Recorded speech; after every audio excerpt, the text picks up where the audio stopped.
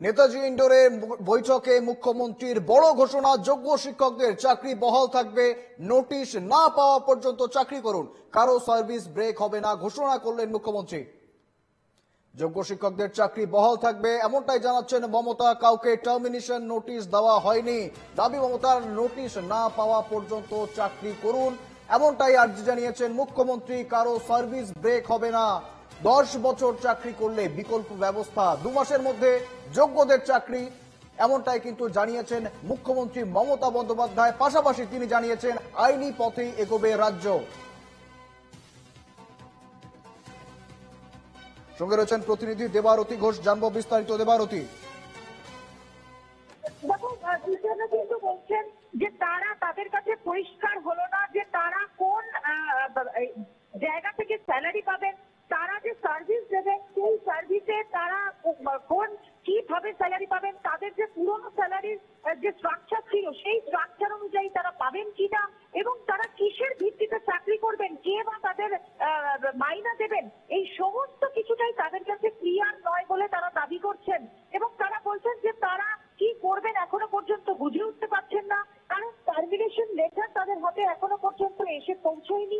সেই termination letter না পৌঁছানো পর্যন্ত তারা স্কুলে যেতে পারছেন না। এদিকে সুপ্রিম কোর্টের রায় রয়েছে এরকম একটি বিষয়ে, তারা শিক্ষক হিসেবে গণ্য হবেন না।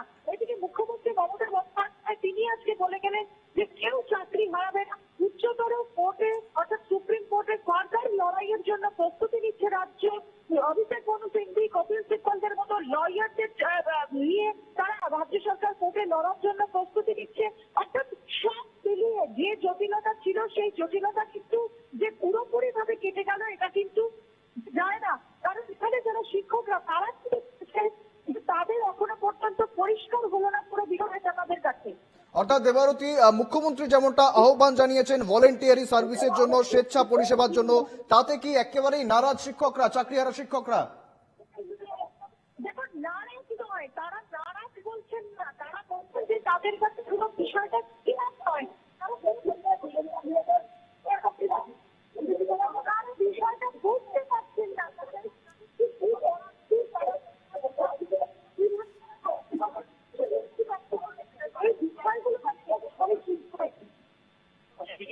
দেবারতী, মুখ্যমন্ত্রী যেমনটা জানাচ্ছেন রীতিমতো প্রথমে যোগ্যদের ব্যবস্থা করবেন, তারপরে অযোগ্যদের কথা ভেবে দেখবেন।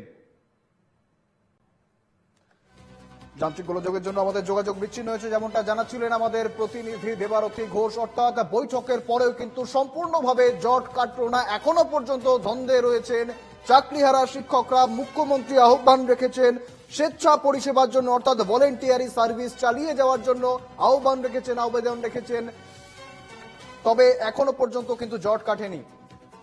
সঙ্গে রয়েছেন কংগ্রেস মুখপাত্র সৌম্য আইচ রয়। সৌম্যবাবু, এনকেটিভি বাংলার পর্দায় আপনাকে স্বাগত। মুখ্যমন্ত্রী আজ এই বৈঠকের পর জানিয়ে দিলেন শিক্ষকদের ভলেন্টিয়ারি সার্ভিস অর্থাৎ স্বেচ্ছা পরিষেবার আহ্বান জানিয়েছেন, কি বলবেন? পাশাপাশি আবারও আইনের পথে এগোবে রাজ্য, এমনটাও জানিয়েছেন তিনি। দেখুন, 26,000-এর মধ্যে যারা যোগ্য তাদের প্রত্যেকের চাকরি থাক, প্রত্যেকের চাকরি ফিরে পাক, প্রত্যেকে যথাযোগ্য জায়গায় বহাল জায়গায় থাক, সম্মানের সাথে চাকরি করুক, এটা আমরা সবাই চাই। কিন্তু মাননীয় মুখ্যমন্ত্রী যেটা বলছেন, মানে এখন মানে খেলায় পড়লে বেড়াল গাছে ওঠে, এরকম একটা বিষয়। উনি আইনের ঊর্ধ্বে কিনা আমি জানি না, এবং উনি যে বিষয়গুলো দেখানোর চেষ্টা করছেন এটা হচ্ছে একেবারে ঘেঁটে ফেলার, মানে পুরো বিষয়টাকে গুলিয়ে দেওয়ার চেষ্টা করছেন। আদৌ এটাতে স্থায়ী সমস্যার সমাধান কিছু হবে বলে আমরা মনে করি না। ওনার স্থায়ী সমস্যার সমাধানের দিকে নজর দেওয়া উচিত। এই জায়গায় দাঁড়িয়ে যে অযোগ্যরা বাদ থাক, যোগ্যরা চাকরি পাক, তার জন্য তাড়াতাড়ি কিভাবে করা যায় তাদের চাকরিটা, সেটার দিকে নজর দেওয়া উচিত। তারা পার্মানেন্ট চাকরি তাদের দরকার, কোনো কন্ট্রাকচুয়াল বা ইত্যাদি নোটিশ এসব বলে আর গুলিয়ে দেওয়ার কোনো মানে নেই। বিষয়টাকে সম্পূর্ণ সমবেদনার সঙ্গে দেখতে হবে যে যোগ্যদের যাতে চাকরি থাকে।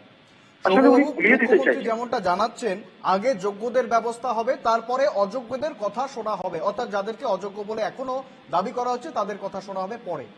হ্যাঁ, তার মানেই হচ্ছে উনি চাইছেন, তো উনি তো এই যে অযোগ্যদেরকে মাথায় তোলাটাই, অযোগ্যদের যদি উনি চাকরিটা তার ব্যবস্থা করেন, তাহলে বুঝতে হবে যে বাংলার অযোগ্যরা যাদেরকে টাকা পয়সা দিয়েছিল সেটা মুখ্যমন্ত্রী জানেন, তাহলে মুখ্যমন্ত্রী সেই বিড়ম্বনা থেকে মুখ লোকানোর জন্য এটা করতে চাইছেন। অন্যায় করে এবং অন্যায়কারীকে সমর্থন করা, যারা অযোগ্য তাদেরকে সমর্থন করা মানে আদালত অবমাননার সমান। উনি চাইছেন এই যে সুপার নিউমারিক পোস্ট তৈরি করা, এটা তো আনকনস্টিটিউশনাল। তারপরে অযোগ্যদের আপনি চাকরিতে শুনবেন কথা, মানে তার মানে কি আপনার নেতারা কোথাও অসুবিধায় পড়বে যারা টাকা নিয়েছে? একেবারে ধন্যবাদ। সঙ্গে ছিলেন কংগ্রেস মুখপাত্র সৌম্য আইচ রায়।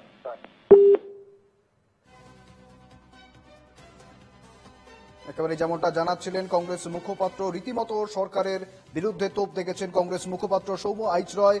আমরা সকাল থেকে যে খবরের দিকে নজর রাখছিলাম, আজ সেই বৈঠক কিন্তু ইতিমধ্যেই চলছে এবং মুখ্যমন্ত্রী কিন্তু সেই বৈঠক থেকে ভাষণ রেখেছেন। পাশাপাশি চাকরিহারা শিক্ষকদের কাছে তিনি আহ্বান রেখেছেন, স্বেচ্ছা পরিষেবা চালিয়ে যাওয়ার আহ্বান রেখেছেন। পাশাপাশি তিনি এমনটাও জানিয়েছেন আবারও আইনি পথেই কিন্তু লড়াই চলবে, আবারও কোর্টের দ্বারস্থ হবে, আইনের দ্বারস্থ হবে সরকার।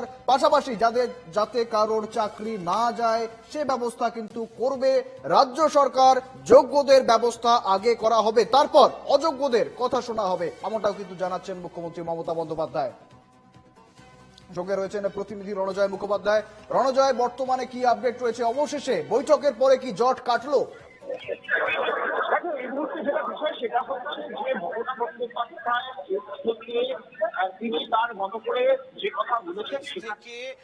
তিনি তার মতো করে যে কথা বলেছেন সেখানে হচ্ছে সুপ্রিম কোর্টে 3 তারিখে যে অর্ডার দেওয়া হয়েছে, যেভাবে বাতিল করে দেওয়া হয়েছে, সেই জায়গায় মমতা বন্দ্যোপাধ্যায় তিনি কিন্তু পরিষ্কারভাবে মানবিক দিক থেকে তিনি ছাত্রছাত্রীদের এবং যারা শিক্ষক শিক্ষিকা তাদের পাশে দাঁড়িয়েছেন।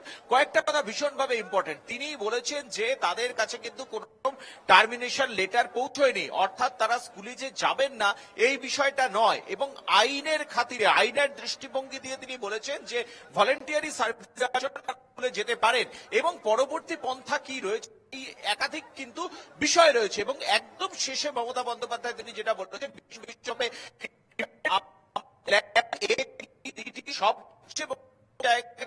যোগ্য যারা তাদের চাকরি যে বাতিল হবে না সেই বিষয়টা নেতাজি ইন্ডোর স্টেডিয়ামের মঞ্চ থেকে পরিষ্কার করেছেন মুখ্যমন্ত্রী মমতা বন্দ্যোপাধ্যায়। যারা রয়েছেন শিক্ষক সরাসরি কথা বলবো। মমতা বন্দ্যোপাধ্যায় মুখ্যমন্ত্রী তিনি যা বললেন, আপনারা কতটা স্যাটিসফাইড, কিভাবে নিচ্ছেন? দেখুন, আমরা আজ অনেক দূর রাজ্যের বিভিন্ন জেলা থেকে এসেছিলাম। গত সুপ্রিম কোর্টে আমাদেরকে রায় দিয়েছিলেন যে রায় আমাদের 26,000 সকল চাকরি প্রার্থীর চাকরি চলে যায়। এই চাকরি যাওয়ার মূল যে কারণ বলেছে, সেই চাকরি যাওয়ার মূল কারণ হচ্ছে আমাদের এই নিয়োগ প্রক্রিয়া যে প্রসেস বা পদ্ধতি, সেই পদ্ধতির ফারাক। এবং এই এত কিছু ফারাক থাকা সত্ত্বেও এই সরকার কোনো অরিজিনাল ডেটা বা ডকুমেন্ট বা মিরর ইমেজ যেটাকে বলা হচ্ছে, সুপ্রিম কোর্ট একটা কথা বলছে যে এদের মিরর ইমেজ নেই। থাকার জন্য আমরা বন্দ্যোপাধ্যায় বললেন যে আপনারা স্কুলে যান। একেবারেই শুনছেন সেই কথা, আপনারা শুনছিলেন আমাদের প্রতিনিধি রণজয় মুখোপাধ্যায় তুলে ধরছিল সেই কথাই। রীতিমতো আমরা আবারও যাব রণজয়ের কাছে। তবে সাধারণভাবে যে বক্তব্য উঠে আসছে, অর্থাৎ সেই জট কিন্তু এখনো পর্যন্ত কাটেনি, এমনটা কিন্তু বলা হচ্ছে। চাকরিহারা শিক্ষকদের একাংশের দাবি কিন্তু তারা কিভাবে কাজ করবেন, তাদের বেতন কোথা থেকে আসবে তা নিয়ে কিন্তু আবার নতুন করে জটিলতা তৈরি হয়েছে। মুখ্যমন্ত্রী মমতা বন্দ্যোপাধ্যায় যদিও তাদেরকে স্বেচ্ছা পরিষেবা চালিয়ে যাওয়ার জন্য আহ্বান করেছেন, পাশাপাশি তিনি আশ্বাস দিয়েছেন কোনো যোগ্য ব্যক্তির, যোগ্য শিক্ষকের চাকরি যাবে না, সমস্ত ব্যবস্থা করবে সরকার।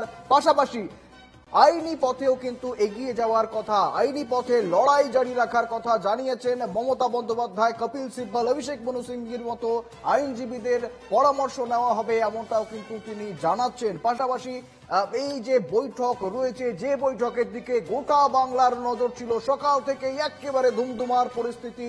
ইতিমধ্যেই সকাল থেকে আমরা দেখছিলাম যারা টেন্টেড ক্যান্ডিডেট তাদেরকে ঢুকতে দেওয়া হবে না, যে কারণে যারা আনটেন্টেড তারা একটি পাসের ব্যবস্থা করেছিল এবং সেই পাস পাওয়া না পাওয়া নিয়ে রীতিমতো উত্তপ্ত পরিস্থিতি ছিল নেতাজি ইন্ডোর স্টেডিয়াম চত্বরে।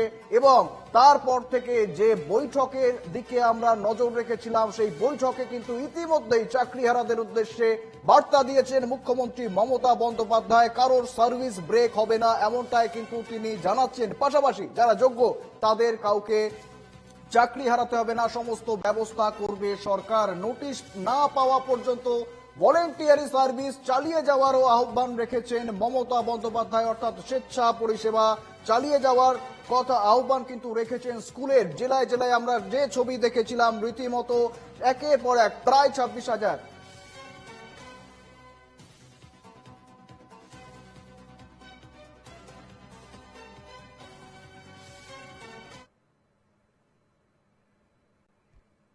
পূর্ব মেদিনীপুরের কানপুর শ্রীগুরু শিক্ষা নিকেতন।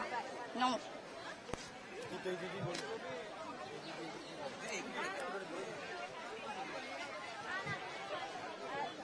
ব্যবহারের মাধ্যমে বিদ্যালয়ে যেতে অনিচ্ছা প্রকাশ করি, আমরা প্রকাশ করি যে আমরা যোগ্য শিক্ষক হিসাবেই বিদ্যালয়ে যেন ফিরে যাই, এটাই আমরা চাই।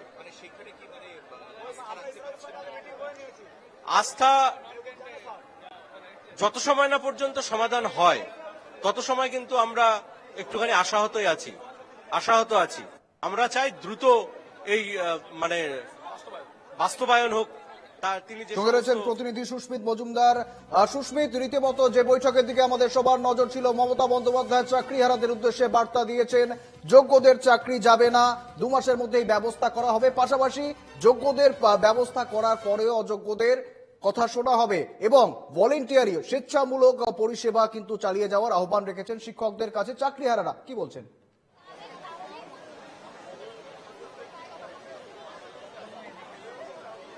দেখো শুভেন্দু, এই মুহূর্তে তারা প্রত্যেকেই সেই মিটিং থেকে বাইরে বেরিয়ে আসছেন এবং তারা বক্তব্য তাদের যেটা রয়েছে, তারা যেহেতু যোগ্য শিক্ষক, তারা কোয়ালিফাই করেছে এবং তারপর শিক্ষকতার চাকরি পেয়েছেন, অ্যাপয়েন্টমেন্ট লেটার দিয়ে তাদের চাকরি পাওয়া হয়েছে, সেই কারণে তাদের যেহেতু ভলেন্টিয়ার করার কথা অপশনাল দেওয়া হয়েছে, তারা কিন্তু সেই বিষয়টা মানতে নারাজ। তার কারণ তারা বলতে চাইছেন যে তারা ভলেন্টিয়ারি করার জন্য তারা চাকরি পাননি, তারা যোগ্য চাকরি তারা পেয়েছেন। একই সঙ্গে যেহেতু তাদের এখনো পর্যন্ত টার্মিনেশন লেটার তাদের আসেনি, সেই কারণে সামনে পরীক্ষা রয়েছে। পরীক্ষার সময় তাদের স্কুলে তারা যাবেন এবং ছাত্রছাত্রীদের কথা শুনে আমরা একটু কথা বলার চেষ্টা করবো। আর কি কথা বলবো, আর কিছু কথা বলার মতো কিছু আর থাকলো না। ধরুন আমরা আজকে কিছু বুঝতে পারছি না যে কি করবো। দিদি আমাদের অনেক আশ্বাস দিয়ে গেলেন, কিন্তু সেই একই হয়ে গেল। যে অবস্থাতে আজ থেকে 1 বছর আগে ছিল 26,000 জন, আবার সেই একই সাথে কালকে থেকে ভলেন্টিয়ার, অ্যাজ এ ভলেন্টিয়ার যাবো। জানি না কি হবে, কারণ আমরা আর মনে হয় না পার্মানেন্ট টিচার থাকবো। কি জানি কি হলো, বুঝতে পারলাম না কিছু। আবার পরীক্ষাও দিতে হবে। ভলেন্টিয়ারের অপশন যে দিয়েছে, আমি আসবো সুস্মিত তোমার কাছে। আমরা যোগাযোগ করেছি বিজেপি প্রাক্তন সাংসদ দিলীপ ঘোষের সঙ্গে। দিলীপ বাবু, এনকেটিভি বাংলার পর্দায় আপনাকে স্বাগত। শিক্ষকদের যেদিকে আমাদের নজর ছিল, সেই বৈঠকে শিক্ষকদের ভলেন্টিয়ারি সার্ভিস চালিয়ে যাওয়ার জন্য আহ্বান রেখেছেন মুখ্যমন্ত্রী মমতা বন্দ্যোপাধ্যায়। কি বলবেন? তারা ভলেন্টিয়ারি তারা করতেও চান, ওনাকে শুরুও করেছেন, কিন্তু ভলেন্টিয়ারি করতে গেলে ওনার পরিবার চলবে কি করে? ওনারা খাবেন কি? ওনার পরিবারের বাবা মা স্ত্রী বাচ্চাদের খাওয়াবেন কি? উনি বলছে আপনার ছেলে মেয়েদের পড়ান, তাদের স্কুলের ফিস দেবে কে? এর তো উত্তর ওনার কাছে নেই। আজ যে টিচারদের কথা, তার জন্য সম্পূর্ণ দায়ী উনি। এখন বিজেপিকে কাকে কাকে গালাগালি দেন। আরে বিজেপি কোথায় এলো? আপনার লোকেরা চাকরি দিয়েছে, আপনার লোকেরা পয়সা নিয়েছে। এই যে 7-8 হাজার লোকের কাছ থেকে পয়সা নিয়ে চাকরিতে ঢুকিয়ে দিয়েছেন বেআইনি ভাবে, বলে যারা যোগ্য প্রায় 18,000 19,000 শিক্ষক, তারা আজকে বঞ্চিত হলেন। তাদের তো কোনো দোষ ছিল না। আপনাদের পাপের জন্যই তাদেরকে প্রায়শ্চিত্ত করতে হচ্ছে। তার উত্তর কে দেবে? আপনাকে বিশ্বাস করার কথা বলছেন, আপনাকে বিশ্বাস করে বাঙালি কতবার ঠকবে? ঠকতে ঠকতে আমরা শেষ হয়ে গেলাম। যেন আপনাকে কেউ বিশ্বাসও করে না। আপনি খালি রাজনীতি আর ইলেকশন বোঝেন, আর কিচ্ছু বোঝেন না। মানুষের ভাগ্য, মানুষের মান সম্মান, তাদের পরিবারের অবস্থা, এই নিয়ে আপনার কোনো চিন্তা নেই। দিলীপ বাবু, আইনি লড়াই চালিয়ে যাওয়ার আশ্বাস দিয়েছেন মুখ্যমন্ত্রী। আইনি লড়াই কি করবেন উনি? আইন তো হাইকোর্ট থেকে কথাটাই বলেছিল, তিনি সেটা কিছুই করেননি। উনি তো চেপে রেখেছিলেন। কেন? যদি যোগ্য জানেন উনি, যোগ্যতা করা হবে, তাহলে অযোগ্যদের বাদ দিন। যে কোর্ট তো বলুন এরা যোগ্য, প্রমাণ দিন। কেন এমআর সিট নষ্ট করলো আপনার সরকার, আপনার লোকেরা? আর জবাব কে দেবে? যার জন্য এই সমস্যাটা হয়েছে, সেজন্য উনি কিছু করবেন না, করতে দেবেন না। আর যদি করেন, আবার সেই যাদের কাছ থেকে টাকা আনা হয়েছে তাদেরকেই ঢুকিয়ে দেবেন। আদালতকেই করতে হবে, ওনাকে বাইরে রেখে। উনি ঢুকলেই সব নষ্ট হতে হবে।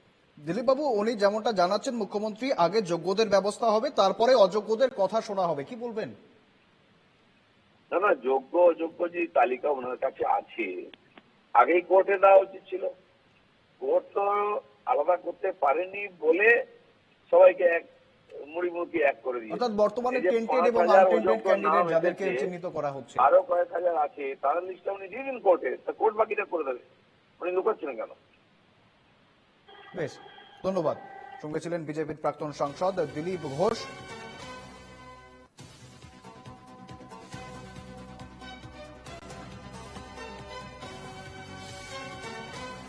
আবারও ফিরবো, সঙ্গে রয়েছেন প্রতিনিধি সুস্মিত মজুমদার। সুস্মিত, যেমনটা জানাচ্ছিলে